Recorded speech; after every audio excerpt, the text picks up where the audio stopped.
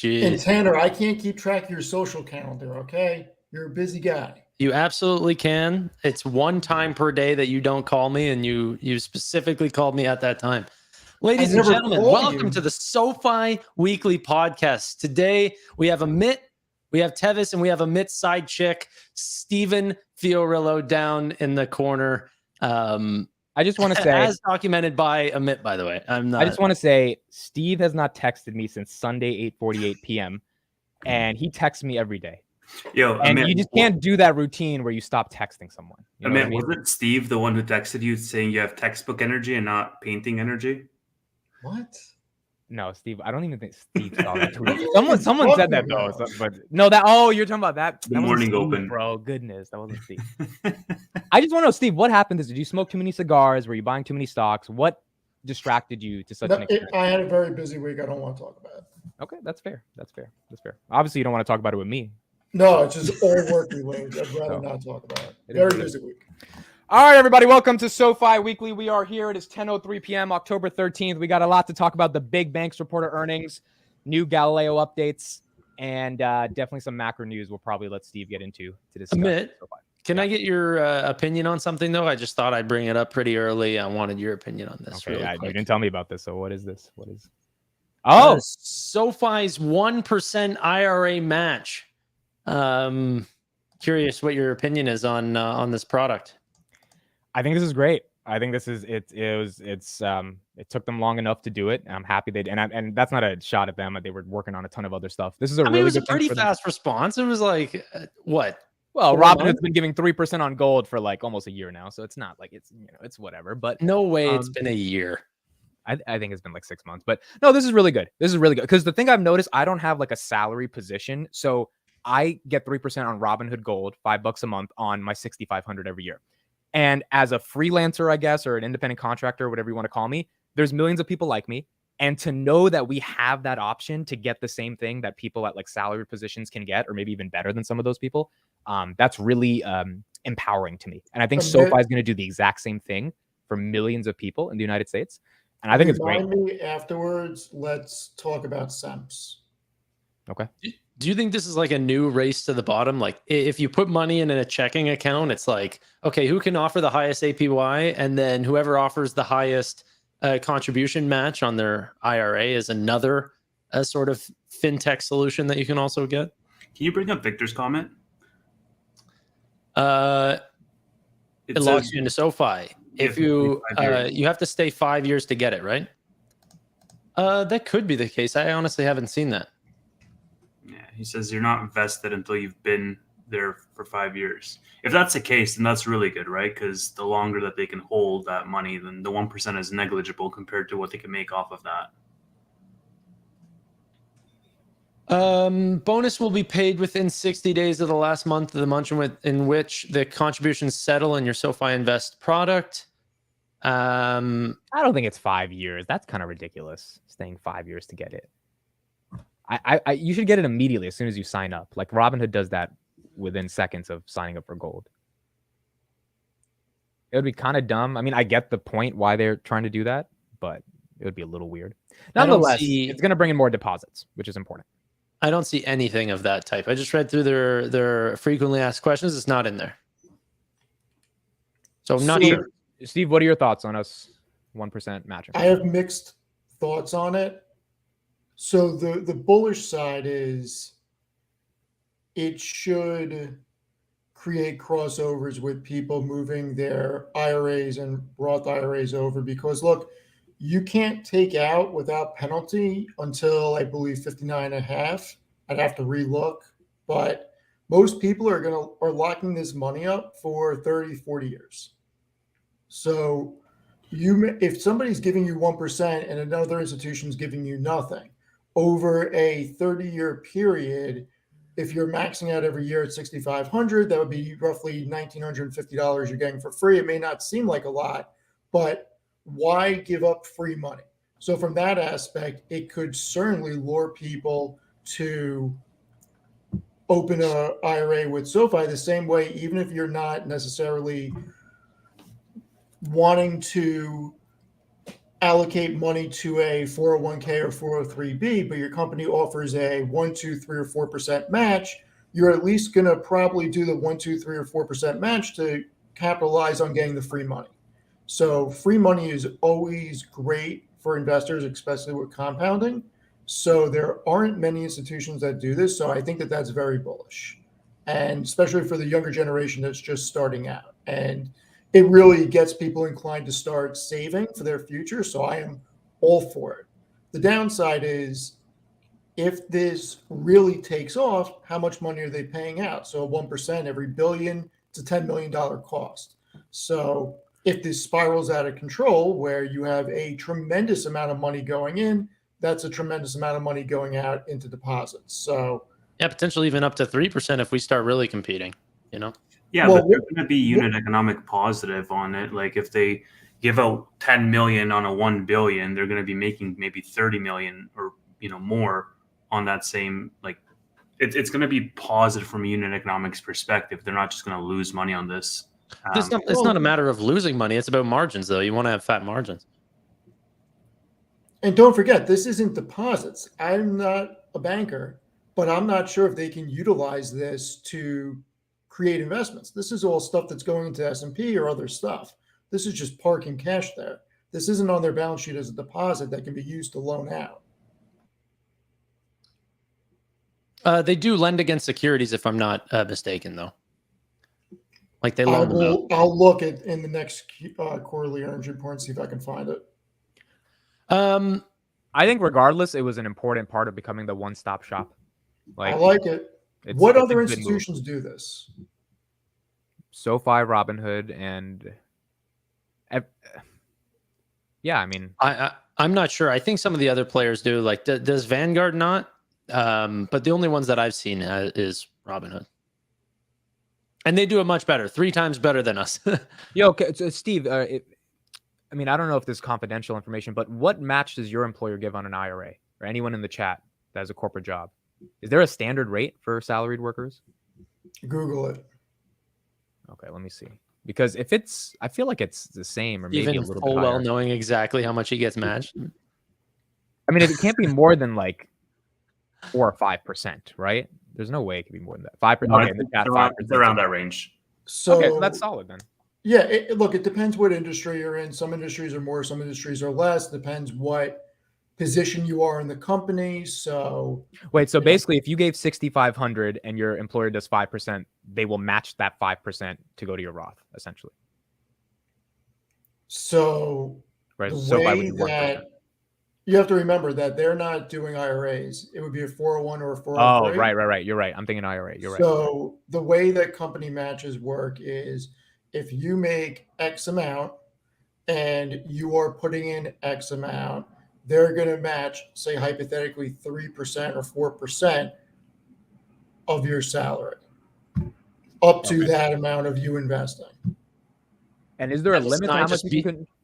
Go ahead, Dan. No, I was just going to say, we're just Canadian. We have no way to add to this at all. You guys have your own thing, yeah. And so again, the vesting part is different with different companies. Some companies is 0 vesting. Some companies have vesting. What I will say is, when I was at Bed Bath, any stock comp that I got was in a vesting period. So let's just do an example for the sake of simplicity. Let's say I have a 100K salary. My employer does 6% matching. That means that if I deposit 6,000, they will deposit up to 6,000, but no more than that. They'll deposit 6,000, no more than 6,000. Regardless if I deposit or not? No, you have to deposit. I have to deposit. Unless they make an automatic contribution. There's some companies will do an automatic, some companies will do a match. So if I deposit, let's say 3,000, and the employer only deposits 3,000, they match up to 6% of my salary. That's why old industry professionals say, if your company offers a match, at the very minimum, do up to the match, because you're leaving free money on the table. Yeah. Okay. Makes sense. So this is good. This is great for SoFi. Yeah, it's positive. Did you guys hear the Lending Club news? I did not. What happened? Lending Club reported preliminary earnings, essentially. They said they don't have exact numbers for their revenue and net incomes, but they said roughly what it's going to be. So I'll bring up the article that they brought up. Is that a Coke Zero? Steve, you are correct. You would know this if you texted me because I would tell you about the things I'm drinking. Can we Would at you? least bump it up to So, you don't text Amit, me. what is your favorite Coca-Cola product? Dude, so I'm like on this health binge, which is totally ironic because this Coke Okay. Zero thing is probably going to kill me, given the chemicals they put in there. But it's 0 calories, and I feel better after I drink it, even though the aftertaste sucks. So yeah, I'm on this Coke Zero thing. So one day, Tanner.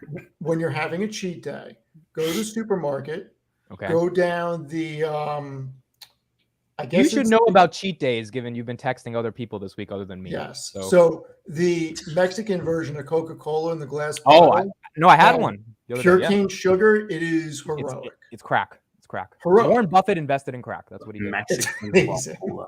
I'm Yeah, drinking. All right, but what's up with Lending Club? Yeah, so I just wanted to mention though, I'm drinking Prime Energy, which came back to Canada. It was banned in Canada. Tevis and I just did a podcast very recently that people can check out. Can you put John Blake's comment up real quick before we go to Lending Club? Just wanted to put that up, bro. It's not even a financial podcast anymore. Just need to put that up. He doesn't All right. like even when I you're agree. driving the thing, Tanner. He still puts up like stupid comments. He just Okay, asks Lending Club. them. Good take, Warren. Oh, speaking of side check. No, I'm just kidding. Whoa. Is this positive news? Just tell us. Yes or no. Yeah, we don't even care about the numbers. Is it good or bad? Okay, Like, let's listen. Wait, let me. Okay. Lending Club aligns cost structure to evolving macroeconomic environment. What they said is that they laid off 14% of their employees, about 172 people. Okay. That's supposedly going to save them $30 to $35 million annually. That being said, they are only expecting in the third quarter $200 million in revenue. That's about 30 million lower than last quarter, and 4 to 5 million in net income is about half what they saw last quarter alone. they put this out today, Tanner? They put this out today as a preliminary update. They aren't actually going to see their earnings results, I think, until about the first week in November. I don't actually know if they've put it out yet, but around that time. I can't help but think SoFi had a part to play in Lending Club's downfall and their inevitable layoffs that they're now doing. Wait, say that again? I mean, SoFi had a part to play most likely in Lending Clubs. Like we've seen the discrepancy between Lending Club and SoFi for like the last 4 quarters. I see you smiling. I don't want to look at the chat. No. I was, well, I mean, yeah, I was looking at the chat a little bit. It was just, anyway, that's funny. But So this stock was $125 in 2014. It's now $5. yeah, don't worry about the 2014 numbers. Worry about the more recent numbers. And worry about the stock being where it was just during It's COVID. down 36% year to date, but like either Lending Club sucks just as a company when it comes to lending, or SoFi's actually eating their lunch, or the macro environment sucks and SoFi is going to take a hit. I don't know. Like, I don't think really they're touching each other's clients too much. I think that there's so many clients to go after from the big four, which are, we can talk about Citigroup, Wells Fargo, JP Morgan. Deposits are going down. like JP Morgan, I think, actually posted a little bit up, but they were acquired First Republic. So whenever excluding First Republic, they were actually still down like 7% or something year over year. I'll look up the number, or we'll bring up the numbers in a second. But with Lending Club, I just find like just culturally, no one uses, at least I haven't seen a single person that uses them for a checking account. It's very different. Like, I just think like socially, SoFi has really hit a niche in a certain age group between 25 to 45. Yeah, I agree. I mean, I don't know much about Lending Club, but I don't think they're the brand that SoFi is. Yeah, but yet they had more members than us at one point. They were like the first people to reach, I think it was like 4 million members, all doing like personal loans and everything. They were quite big, making more revenue than us. And then they started tipping off and they're going down, and they're saying, they kind of did the same business that we did, offering loans for sale, personal loans, fully licensed chartered bank, or fully chartered license. Yeah, it's the exact same thing as what I said. And they essentially look like similar businesses. And I honestly think that's why a lot of institutions are shorting SoFi. They look very similar, but one is performing extremely well and the other one's crapping the bed. What's the short interest on SoFi now? Is it still? I think it's from 14%. It's 14? Yeah, it's 14 or 12%. It's something like that. It was 11 leading up to the previous earnings. So I wonder if it's going to go up a little bit going into this earnings. You can bring it up. It usually does. Did you guys see the news on short selling today? Yeah. Yes. Very happy about that. The potential ban? Yeah, No, take it away. It's not a ban. It's not a ban, bro. The SEC is just saying every month a hedge fund has to disclose their positions. Oh, the 15-minute thing? No. It's just I don't think you know what we're talking about now. Let me pull it up. I'll pull it up. It's just disclosures. They need to tell, like, hedge funds need to say the exact securities and when they're shorting a company, and it will be put out to the public on a monthly basis. And that the companies that are actually lending out those securities will also need to disclose that to FINRA as well. And so this is the release.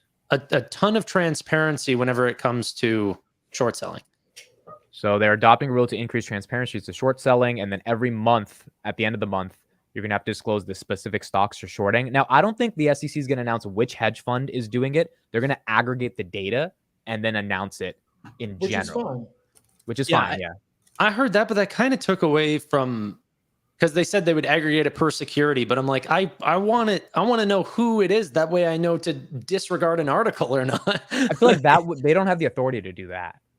Yeah. Well, I mean, they do, but part of the reason why they're putting this out is because of market manipulation due to articles. This is exactly what they said. They said, since at least 2021, the Justice Department and the SEC has also been investigating potential manipulation by short sellers and hedge funds around the publication of negative research reports. And you're not going to tell me who's shorting what? That's insane. They're like, they can't control the media.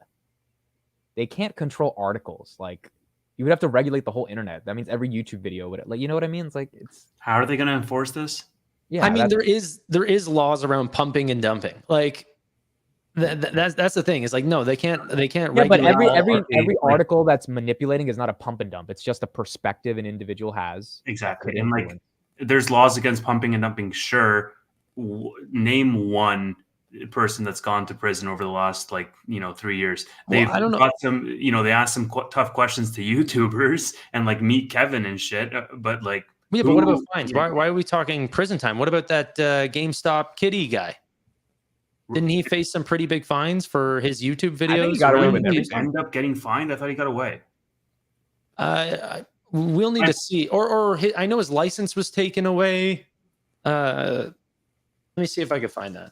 My point is, it's number one, hard to enforce, and number two, it's just like everybody gets away with that in positions of power. Like, yeah, obviously, if you're as blatant as a random guy on the internet making, crazy percentages on GameStop, like, it became a big thing. But from then until now, there's been so many people that have been just regularly shorting or manipulating the market, and nothing happens to them because it's just like their bite has no teeth. Yeah, Roaring Kitty. That's who it was. Did you guys watch the movie yet, Dumb Money, or no? No, I didn't even know it was out, to be honest. You know what's funny? When Steve used to text me in the summer, his eyes finally went off of World of Warcraft. They came back. No, I know what you're going to say. In the summer, he said, yo, and he didn't text me. He called me because he actually cared about me back then. And he was like, I have a theory. I was like, all right, what is this shit? He was like, it did not come true. He was like, I think we should buy GameStop. And I was like, what? Why? He was like, because in September, there's a movie coming out. And this movie is going to pump the stock. And I was like, honestly, it's not a crazy thesis. But that movie, just like all movies outside of Barbie and Oppenheimer, they can't make money in the box office. Like, the box office is not the major influence we thought it was. So I forgot it released. Logic around it. I didn't think that the movie per se, people going to the movie was going to create interest. I thought the idea of the movie with how big of the cast it was and the history about what happened, this wasn't 10 or 20 years ago. This was a year and a half, 2 years ago when GameStop went crazy, that maybe people would think maybe this is going to pop and they would start pumping in. And GameStop was still over 20% short. I'm like, if they see a big influx of capital coming in, you may see shorts have to cover and it could go up. I obviously did not invest in it and it has just gone down. So my theory was wrong. I mean, it wasn't a bad theory though. Like it was definitely plausible. Are you guys? I bought SoFi shares the other week. I'm thinking about buying options going into earnings. We'll see. I bought options when last week when it dipped. I actually bought a decent amount from my portfolio size, and they did well this week. I didn't sell them, and then I bought shares at 7:30. So I haven't done any buying this week because it crossed 8. It got to 870 at one point this week. It did great until it came back down a little bit, but I didn't buy this week. No. Yeah. What about you, I'd be open to buying again if it goes down to like 750 or so. Have you bought any SoFi this week? No, I haven't been buying anything over the past 2 weeks. I've just been you got to be happy. The Bitcoin spot ETF is going to come out. Yeah, I think today was the last day that they could have done. They're not appealing. Yeah, so it's just like pretty much a done deal at this point. Cool. Yeah. Real quick, go ahead. I haven't bought any SoFi. PayPal's looking really attractive, but I mean that's been the case for a little bit now. Yeah, I'm actually shocked where it is, and I'm gonna have to buy more. I'm down on it. I'm gonna have. I've been increasing my PayPal position actually a little aggressively. Yeah. Yeah. I've been buying it. Let me see what my average is. Hold on. I've been buying it heavy in my Roth too. Like I think it's Meta at 88, but Meta's high growth tech. That's why it can go up 300%. I think PayPal can get to 100 in the next year, as long as things go well.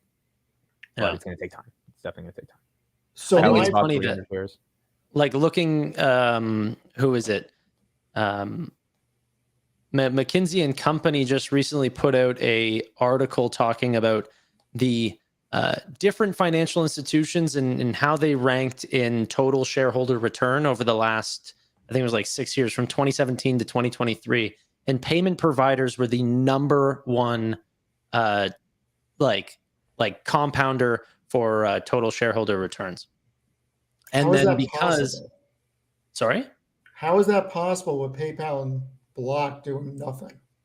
I mean, it's probably. I'm just asking, what other companies are considered? Is Visa? No, it probably is those companies, but those companies have done extremely well for most of those years, aside from just this half of this year for the main part.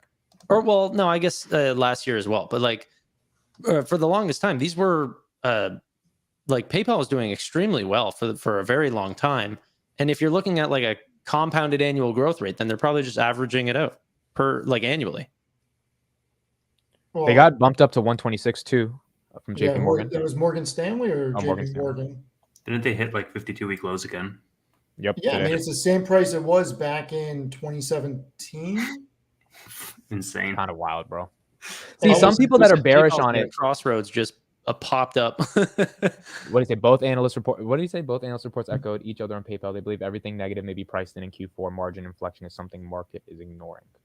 That's the tweet that you retweeted. That I quote tweeted. Yeah. Yeah. Had some good analysis on. I was speaking to some bears today, and they were just like, "I don't use PayPal," and I was like, "I get it. That's like I don't use Facebook, but like that doesn't mean there's not other people that use it. But I get it. I don't know if that's enough of a bear case. It's an economic story. It's a financial story. The bottom line is you're paying the same price as you were in 2017, and this is a company that's making billions in pure profit every year. They're buying back massive amounts of shares, and the EPS estimates are gangbusters. I mean, that's the most compelling thing is the forward growth on EPS. I mean, you have I'm sharing the screen, that way you guys can see it. Like this is the compelling case. I just reading the comment what's up on screen right now. BofA securities analyst Jason Kupferberg put a buy rating on PayPal today of $79, said that Q3 revenue risk is priced in. Do we know the when they article report? Sorry? No? Do we know when they report? November 2nd. Okay, so Yeah, they report the same day as Palantir. Oh shit! Honestly, every gonna be a company's tough reporting day. on November 2nd. Why? Or theirs might be November 1st actually, but there's many companies that are reporting on November 2nd that I have to cover, and it's like 4 of them. I'm gonna have a really hard time. Does PayPal report after hours or in the morning? I can just bring up my calendar. They usually do it after hours. Do you guys think that was my most popular stream I've ever done on this channel? Was PayPal? PayPal last quarter. And I'll be doing it live again just in case anyone wants to drop in. So look at the EPS estimates. You have 44 analysts for 2023 and another 44 analysts for 2024. This isn't 3 or 4 analysts that are coming up with these projections and then 23 into 2025. This is a very heavily covered stock on the street, and this is serious growth on EPS. Yeah. I mean, this is a cash machine that has next to no debt. I mean, when you look at the balance sheet,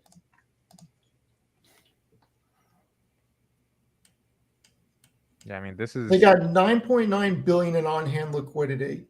When you add long-term investments, which is anything that can be liquidated within a year, you got another 4.5 billion.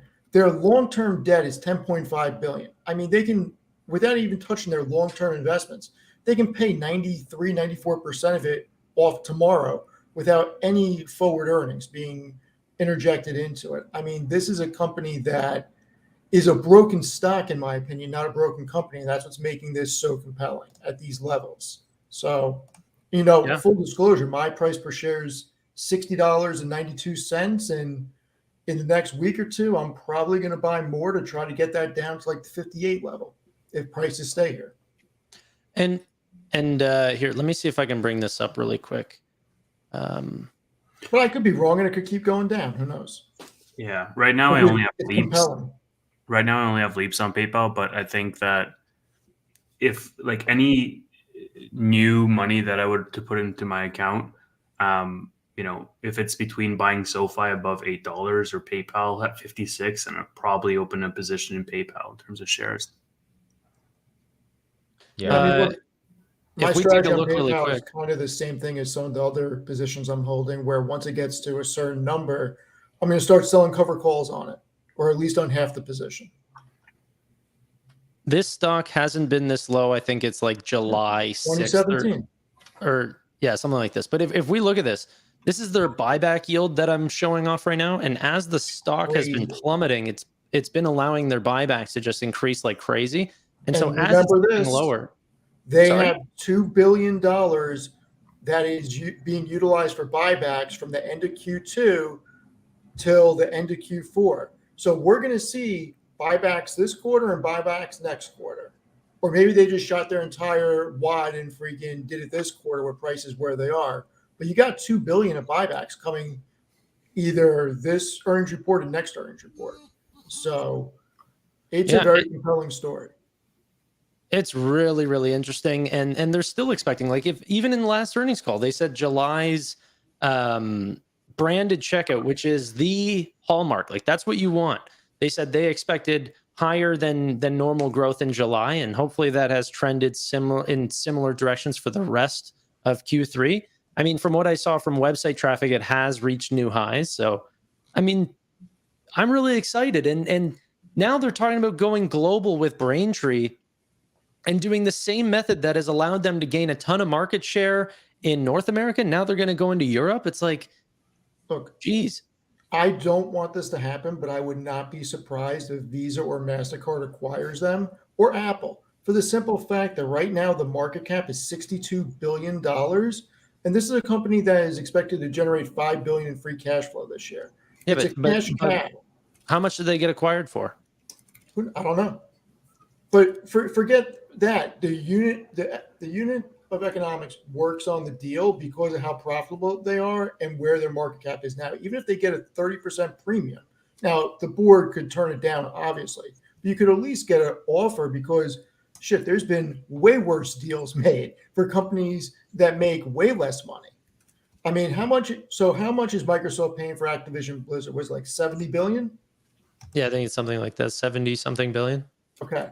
Activision, in the trailing 12 months, net income has been 2.2 billion. We'll be generous. Their free cash flow is roughly 2.45 billion, half of PayPal's. So, I mean, I'm just saying it doesn't look like a value trap from these numbers. Can I bring up a comment really quick? Yeah. Because B-Dubs is showing something that I like to talk about often. No, the buyback's increasing, but the stock price decreasing means that, you know, this is a massive red flag. Essentially what he's trying to say. Well, there's more sellers than buyers. Yeah. When is there ever a time whenever a stock price moving is a red flag? But so what I would also say but I'm asking that question though. Yeah, but it's rhetorical. What I would say as well to that is like PayPal didn't just start buying back shares now. They've been buying back shares for time. It's only increasing now in terms of buybacks because they're not doing acquisitions at this point, and they had major acquisitions in previous years. But they've been consistent with buybacks. Is my point. And look, let's put this in perspective. PayPal is generating $5 billion a year in free cash flow. If they felt that there was a better opportunity to put that money somewhere else and make an acquisition or put it behind a different product, they would do that. They feel that they're generating the most value by buying back their shares because they feel their shares are that undervalued. Yeah. No, B-Dubs, I completely understand what buybacks are. Like literally 100%, I get it. It's artificially holding up the stock price. Yeah, but why? Because the stock price is going down, does that mean that my due diligence is any different than someone else's? Maybe they're wrong. Like why? Because the stock price is falling. That just means that it's at a deeper discount. This could mean more alpha for me if I'm right, and that the idea that PayPal is not dying tomorrow comes true. And that the same thing could have been said about Meta when Meta hit 90. Yeah, that was I wrote an article was that a red flag? By the way, Meta did buybacks at 240 before it hit 88. Yeah, they've been buying back shares $45 billion at 240 a share during that time. I mean, look, the market is always right at the current price because that's what somebody is willing to buy it and somebody is willing to sell it at. But that doesn't mean that the stock can't go up or it can't go down in the future. So, okay, it's bullish when a company's buying back shares. We got Galileo news this week, right? Yeah, well, also big banks too. We can talk about that. Big bank earnings. Big banks. Okay, so I'll intro this and then Tanner can pull up some numbers. So big banks did really well. Wells Fargo, Citigroup, and JPM reported today. Bank of America next Tuesday. All of them beat on pretty much every major thing they needed to beat on. They all double beat, yeah. Yeah, they all double beat. JP Morgan, the biggest thing for them is that their credit loss provisions, the market expected 2.5 billion. They came in at 1.35 billion, which suggests that maybe the whole credit tightening event people are thinking is inevitably going to come might not be as crazy as people think it's going to come. They lost 40 billion in deposits, which isn't that much for JP Morgan, but that does potentially show that money did go somewhere else, potentially SoFi. Revenue increased, net income increased. Overall, like the market liked that the banks did well. The regionals were up today. So now over the next 2 weeks, if the rest of the banks do well, then we might have a chance to have a reasonable Q3 earnings for the rest of the tech companies. Yeah, and these are important, right? Because it's not like Morgan Stanley or Credit Suisse, or like these are commercial banks, the Wells Fargo's, the Citis, the JP Morgans. So they're more telling, they're more indicative of what we can expect from SoFi's bank side of their business. The retail banks.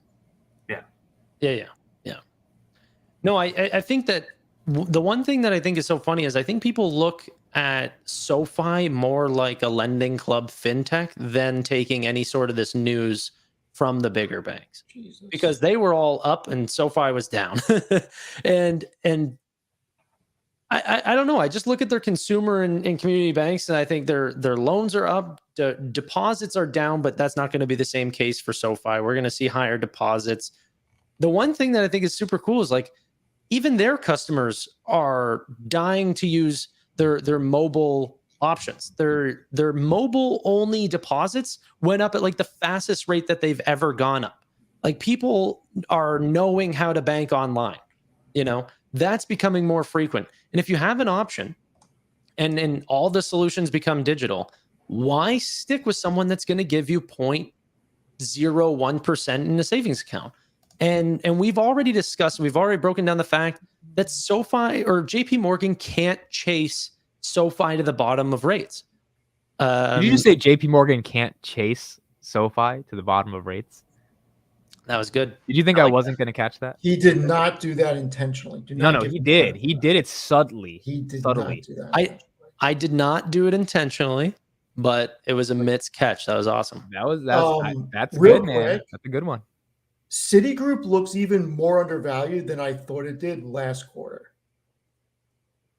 I mean, they continue to grow tangible book and book value. This company is trading at such a damn discount. It is crazy. You have Citigroup, right, Steve? Yeah. Am I wrong? Citigroup's tangible book value is $86 a share, and book value is $98.67 a share. JP Morgan's book value is 140. I think the stock's at like 140. Yeah, but Citigroup is trading at $41.43 with a 5.1% dividend. Crazy. Yeah, everybody says shitty group, yet Berkshire bought it, and the numbers don't soundboard lie. now? Of course I do. I've always had a soundboard. When did you get a soundboard? I've always had a soundboard. Whoa, bro. Why don't you ever fucking use it on this podcast? You never did that. I don't know. We should have some sounds you play after we have like joke or something. I have some fun with it sometimes. Of course, it's Friday the 13th, so he wants to be creepy. Yeah, maybe I should change my pitch. Wait, how much was it? A little bit deeper. I might get one. Was it expensive or no? It was 800 and something bucks. Nah, I'm not fucking buying that. What? $800 to do that to your voice? No, it does all my audio and it does everything. But I was gonna start adding some sounds, like I can save sounds onto it, like record. So like I don't know, you're a big meme factory, so I was gonna add like net new funds onto the soundboard, so then I could just like play it. Dude, I need this thing, but I don't want to pay $800. But I need this thing, but I'm not paying $800 fucking dollars. That's ridiculous. But I need this thing. Yeah, no, I get you. All right. What else do we have? So that's is there anything else on big banks overall? Okay, here's the question: do you think the big banks means that SoFi is going to do well for their earnings? Yes, I think that they're all saying that net interest income is holding them up because obviously higher yields, and they're able to push that to the consumer, and our deposits will continue to go up. I think that people are hungry for digital banking, and yeah, I don't see anything really too crazy this quarter that is negative SoFi. I mean, client assets for Citigroup, for JP Morgan, all these ones also came up, which is also positive for Robinhood as well. People are getting back into markets. There's still so much room to go. If you listen to BlackRock, they were saying like, there's $7 trillion more that need to pile onto markets or pile back into markets. I don't know. I'm really positive this quarter and going forward. Yeah, I think we're going to be fine, especially if the big banks are losing some deposits. That's going to be coming into SoFi, or hopefully coming into SoFi. And in general, when the financial institutions do well, that means there's more economic stimulus going on, more loans are being given out, right? Obviously, there's nuance to it. But if they're not doing horrible, I think Q3 earnings is going to be pretty good for most companies, even if their stocks don't necessarily. I want to see their originations so bad. To SoFi? Yeah, me too. I want to see student loans. I want to see originations because look, we have a very high rate environment. If you look at the mortgage index, we're at 10-year lows for mortgage origination, for mortgages being taken out. And like Tanner said, I want to see what they're doing with student loans, even though it just came back on. I want to see if personal loans is staying at that level or if it drops off. Yeah, student loan numbers are going to be big. They're going to be indicative, and obviously, as well, the sentiment on the earnings call, if they talk about student loans, just from an originations perspective, to at least forecast out what we can expect for Q4 in terms of net new originations, that's going to help really baseline us in terms of how confident we feel on that profitability estimate. I even think from home loans, like all these banks showed off that like it was not strong in home loans. They all kind of decreased year over year and quarter over quarter. But we're not going from having a home loan business to not having a home they've all had functioning home loan business. We're going from not having one to having one. You know what I mean? So there will be a lot of net new originations just because there were clients that wanted our services that we couldn't service before. Go to my screen I'm sharing. Mortgage applications Zoom in. Are so low on the 30-year fixed. I mean, that's not great by any means. Gotcha. Yeah, no, I don't think that it's going to be a strong segment, but it wasn't a segment 2 quarters ago. No, it wasn't. And next year, the CME Fed Watch tool. I'll bring it up in a moment. They got some interesting projections for the end of 2024, and the St. Louis Fed is projecting that we start cutting sometime in the middle of 2024. So that'll be bullish for the whole mortgage industry in general. Do we think student loans is going to be more than 1.4 billion? I think that's what Chris said is the benchmark for us to get to. I don't believe it. Yeah, I don't believe it. I'll be excited if we hit $1 billion. I'd be excited if we hit 800. Really? Yeah, I mean, like we're going to have a lot of originations to give out, and I think that we're probably going to focus still on personal loans. That's super low on that estimate. It's not super low. It's double what we did last quarter. I mean, I guess, but the environment's way different. Tanner, bring up my screen again. So this is the CME Group Fed Watch tool. This is the December 18, 2024 Fed meeting. So the largest, bless you, percentage is that 450 to 475. And I mean, you have, what is that? 60% is between 4 to 4.75. So they are projecting cutting some point next year, which is a long-term bullish trend for the mortgage industry. Just got to hold out another year. I'm curious if you guys did at all want to talk about the Galileo multi-market certification at all. I would like to hear you talk about it. Okay. Just one sec. Amit, you had said something about JP Morgan.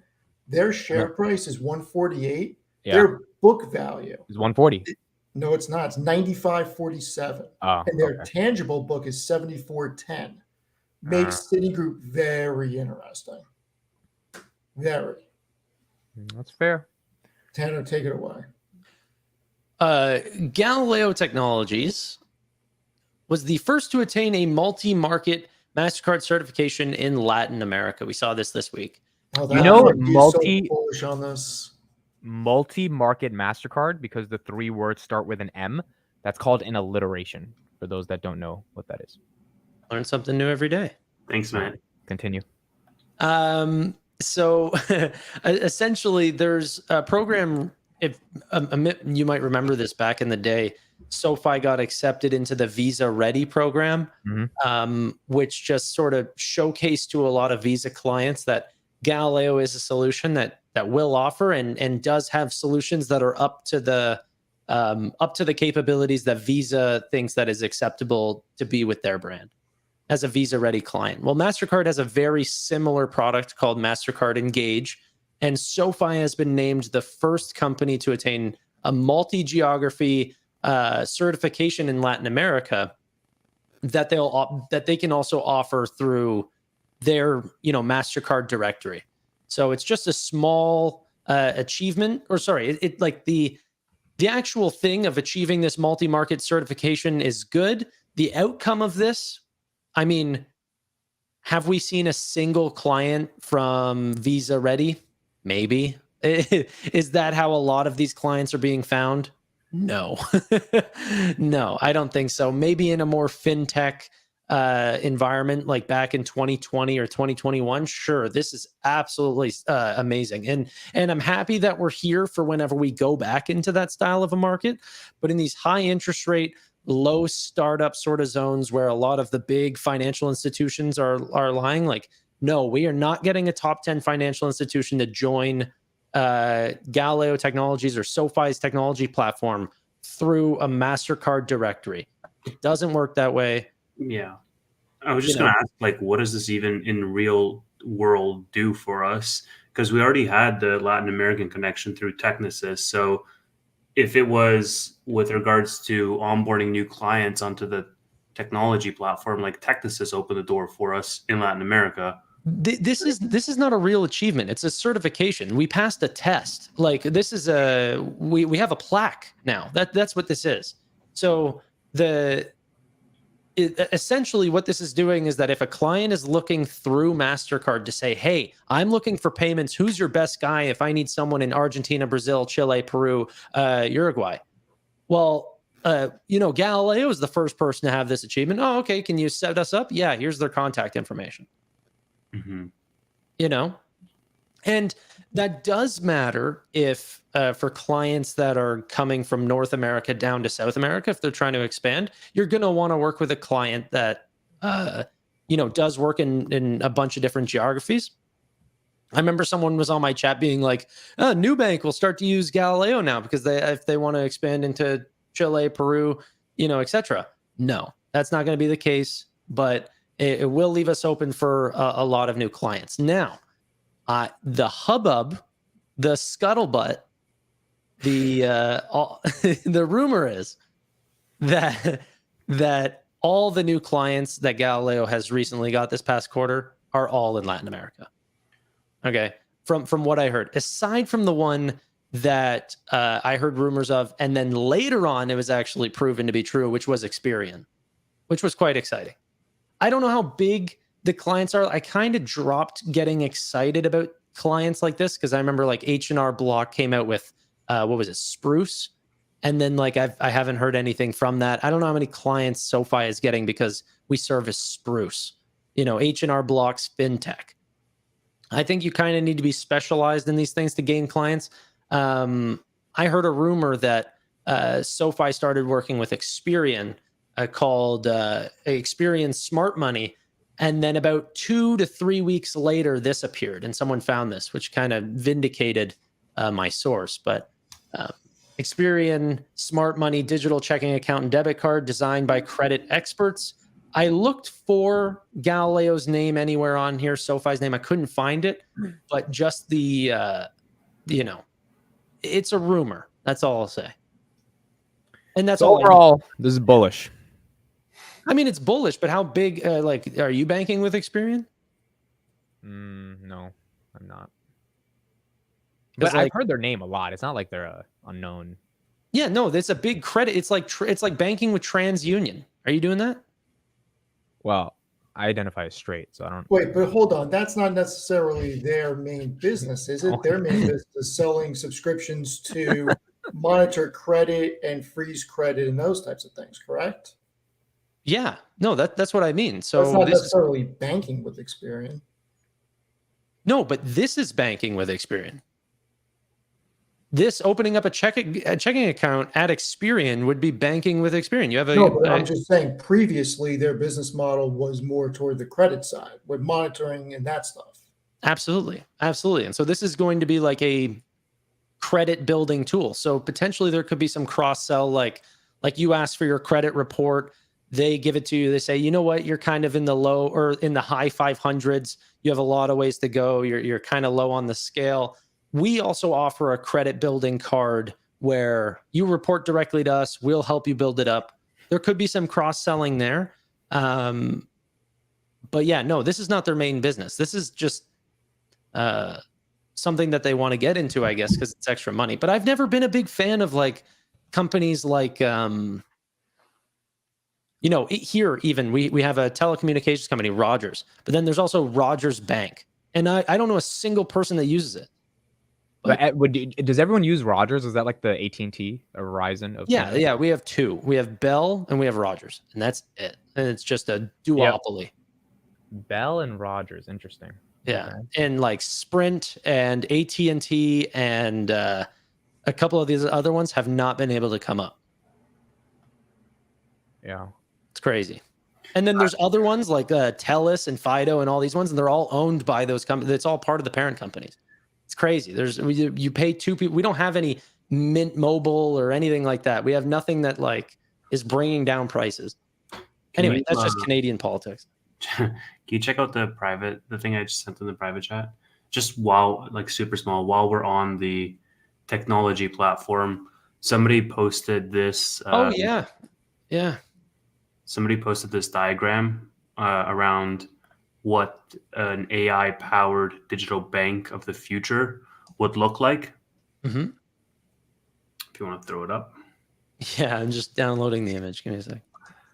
Basically, this was a study done by McKinsey, and it was saying that an AI digital bank of the future has 4 layers: the engagement layer, the analytics decision-making layer, the core technology and data layer, and then the operating model layer. So all of these are different technologies. You have blockchain in here, you have facial recognition, you have virtual agents and bots, you have natural language processing. And then obviously from the data layer, you have cybersecurity, you have banking as a service, you have modern API architecture, a lot of the stuff that Galileo was also doing. Basically, somebody commented on this saying that SoFi needs to start looking like this by 2025. If you can put up the thread, Tanner.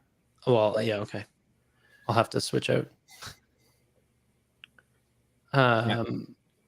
So somebody on Twitter retweeted this and basically said that SoFi needs to start looking like this by 2025, where I'm out.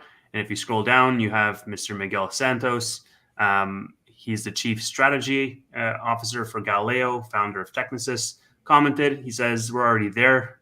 Many of them are in production and available for other financial institutions through Galileo. He continued to say that Connecta and PRP already leverage AI, and Cyberbank Core meets several features of this vision. So just interesting to see when you're looking at this wider vision of like, hey, where's that tech enablement platform going to go over the next several years? Every single week, I think for the last 3 or 4 SoFi weeklies, we've been talking about different pieces of news for Galileo. This certification is just the latest. Last week we had like Galileo buy now pay later for SMBs. The week before that we had other news for Galileo, and so it's difficult to sometimes see what that big vision is, and then you look at diagrams or images like this, and everything in all of those layers sort of contributes to that wider vision of making Galileo this modern architecture that is the new standard for all the financial backend. Yeah. No, I think SoFi is so ahead of the game. And I don't think necessarily compared to some other fintechs, but whenever you compare them to a lot of the older incumbent solutions, yeah, we are absolutely ahead of the game. And I think that there's a big, in the same article where they kind of took that image from the McKinsey thing, they were talking about how there's a big banking transformation going on right now.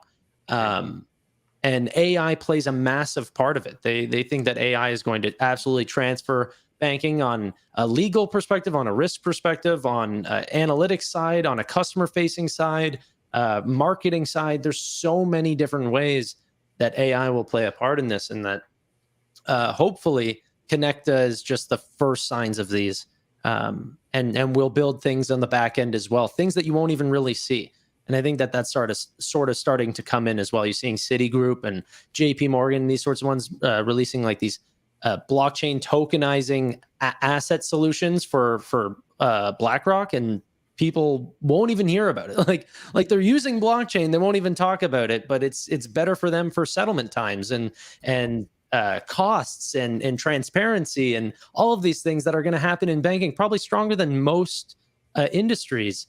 All right, we got like 5 minutes left, Tanner. What's going on with Square? Oh gosh, Square just decided to acquire a company called High. I have an idea. Okay. I think these guys, honestly, okay, I think Square needs to change their name to Circle, because a circle is more like. I mean, they're not square; they're already block. But Yeah, they're block. No, that's similar to a square. just I think they'll they need change to their be name more to Sphere. free. Yeah, They need to be more like abstract, right? A square is literally a square. You know what I mean? I love how you put him on the big screen for that level of insight, Tanner. Yeah, I know. I honestly, I totally regretted it the second. Well, it would help if they don't have clicked $1 away billion instantly. of stock-based compensation. That would help. Even Palantir doesn't have $1 billion and the guys at Square are not that much smarter than the guys at Palantir. But I wonder what it is on a revenue basis. Who has the higher stock-based compensation on a top line basis? 22% of revenues. Okay, it's 22% of revenues. Maybe Square's a little bit lower than that, but Maybe. Palantir's industry standard for SaaS. Anyway, look, you don't need $1 billion to make a payment app. And second of all, I don't think Jack Dorsey cares about you guys. I really don't. And you know what? Listen, you might even be correct in that. I think that he has some reputation. Dude, the guy's a back. hippie who cares about Bitcoin. He ran Twitter into the ground, censored the crap out of it. Like, it's just, this guy, I don't understand how people trust him to deliver returns. I really don't. So to answer your question, Amit, Block has a stock-based compensation rate over the past 12 months of 5.78%. The difference is they lost $268 million in that period while paying $1.14 billion in stock-based compensation. Wait, so they're not profitable? No. Square. So Palantir's profitable and Square. No, SoFi's about to be profitable and Square is. Oh my god. Over the past decade, okay, They're not over the gap past profitable. Stop. Over the past That's what 10 I'm talking years, about. Gap profitable. how many years do you think Block was gap profitable? I think for 4 quarters they ended up being gap profitable. On an annualized basis? I don't know. 3 years. Wow. And over that period, Wow. they have actually lost $765 million from the end of 2013 through now. I think a little bit it's just a difference in investing styles as well. I mean, honestly, I have not been in favor of Square. I've not been buying the dip right now. Things need to change. That being said, though, I think that there is some social aspects to Square that people need to understand how popular this app really is. And that will differentiate the way that Steve reads a balance sheet. Looking at there's only one way to read a balance sheet. And there's only one way to read an income statement and one way to read a cash flow statement. Profitability. Okay. Whoa.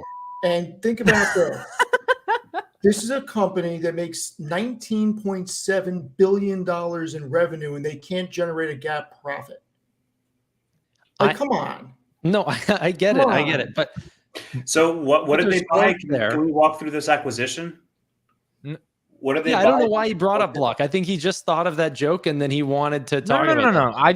I thought we had a debate about it a while ago. It's a fintech, right? So we're done with SoFi News, PayPal's, whatever. So just curious if the chat likes Square. Yeah, no, I'm not happy with them. They recently just did another acquisition that I'm not happy with. Dude, they gave $300 million to Jay-Z for Tidal. Dude, I mean, and then, okay, so but listen. Like, what Hold was on, that? before you get into that. No, wait. This goes really into it. Like, look, before Tanner's acquisition, he's going to talk about, they had $5.87 billion. They have more than enough cash to fund the operations. So it's not like this company's in trouble. It's just a shame that they're now monetizing their business into profitability. I think that's the way fintech works, though. I think it's customer acquisition, and then once they're there, they're so sticky that Cash you can. App has been the #1 app for like 10 years on the finance. I'm exaggerating, but like, what do you mean? They're acquiring tons of customers. That like they have the user base. Yeah, I know, but I think that monetization will come. They can get into personal lending and all these things that you don't agree with. I will come faster than their monetization. Okay, like that shit is not coming anytime. Like it hasn't come. It's not there. $1 billion of stock-based comp. This is ridiculous. That was an old comment, but I used it well. I like how I just agreed with myself. I was like, wow, I did that so good. Bro, what is that laugh? I never heard you laugh that loud. That was a Kawhi look, Leonard laugh. We've had this conversation before, right? Around like, Tanner's whole argument is like, oh, I'm investing in future growth, and user acquisition and adoption is the biggest metric. And then on the other side, you're like, yeah, but they're low value, high switching, like low switching cost users. It doesn't take you anything to open a Cash App and a Venmo and a whatever else. I'll tell you one thing. I'd rather buy freaking Block than Citibank. Like, come on, let's be honest with ourselves. Who's winning this battle? You just woke the bear. You just woke him up. I'll make you a bet. Yeah. I'll make you a bet, and we can do it for charity if you want. Yeah, he does the same thing. I'm not giving no money to charity. I'd rather just He's a buy. capitalist. He's a capitalist stuck in Canada. He doesn't care about. Yeah, I've got a house to pay for. We did this already. We did this with Nvidia and Palantir as well. So Tanner, Square or Palantir? Tanner, don't make the wrong dude, don't make the wrong don't. Please don't. Because I will clip this and I will post it on my Twitter. And I have some Palantir people on my Twitter. Do not make the wrong decision, Tanner. Do not make the wrong decision. Do not say the wrong thing here. Chad's about to save this clip and roll it out in 6 months. All right, so we'll start the clip from here. Tanner, would you buy Square right now or Palantir? Like on a 12-month basis? Would you like for the next 12 months? Palantir at 18 or Square at 47? No, that's fair. Give him a time frame. Tomorrow on Monday. Which one? No. How long would he need to hold it for a year? For 1 year. For 1 year, okay. I don't know. It's hard. I don't think this is not something that I've researched of which company I think that will perform well. I literally did a whole podcast with you and Tevis explaining Palantir. You understand Palantir. Which one would you buy? Without knowing Palantir as well as you do. I mean, one I've done due diligence in and one I haven't. I don't think it's a fair comparison. But I think that there's a deal to be said in for Square right now. And you would buy Square over Palantir, just confirming. Yeah, probably. I wouldn't put money into either one of them though. I know if you have to, I'd buy PayPal. Totally understand. 100%. I got it. I mean, I can see where he's coming from. I own Palantir. I don't own Square for that matter. But by the same token, year to date, Palantir is up 170%. Square's down 35%. So yeah, and one is growing at 13%, and the other one's like growing fast. So well, the stock-based comp for Square is that's growing very fast. I understand. I don't think you're in a place you're in a percentage of revenue. Palantir is much higher, but Palantir's industry standard for SaaS companies like Snowflake, Databricks, they're all doing the same. So that's like a non sequitur. That's not even a good argument. Palantir has also decreased their stock-based compensation by 27.5%. They decreased it along with their net dollar retention that they also decreased. So everything, they love decreasing. Along with their revenue growth. Yeah, their revenue growth and their net dollar retention. We'll come back to this in a year. The benchmark for SaaS. We'll just see if a shape is doing better than an abstract philosophical understanding of the nature of existence, which is Palantir. All right, I gotta go do Palantir Weekly. Speaking of that, so I'm gonna be the clip on that show. Yeah. Thank you guys so much for watching. Appreciate your time. Bye for now. See you guys later. Bye, everybody. Bye. So